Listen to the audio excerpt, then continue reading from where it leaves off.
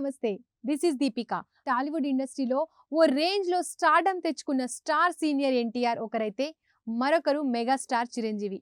వీరిద్దరూ దశాబ్దాలకు పైగా ఇండస్ట్రీలో నెంబర్ 1 స్థానంలో కొనసాగారు. ఎన్టీఆర్ సినిమాలు వదిలి రాజకీయాల్లోకి వెళ్ళిన తర్వాత ఇక చిరంజీవి శకం మొదలైంది.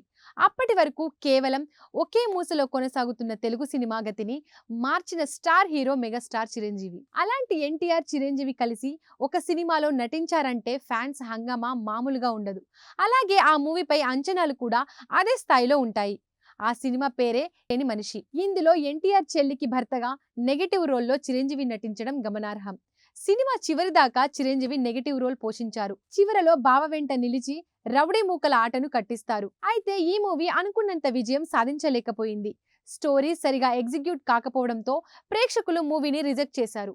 ఈ సినిమాను ఆ రోజుల్లోనే 2 కోట్ల భారీ బడ్జెట్తో తెరకెక్కించగా 4 కోట్లకు పైగా ప్రీ రిలీజ్ బిజినెస్ జరిగింది.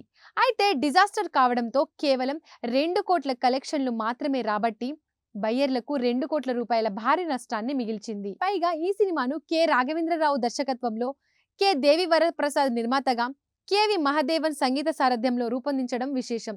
అయినా కూడా ఈ సినిమా ఒక పెద్ద డిజాస్టర్గా చరిత్రలో నిలిచిపోయింది.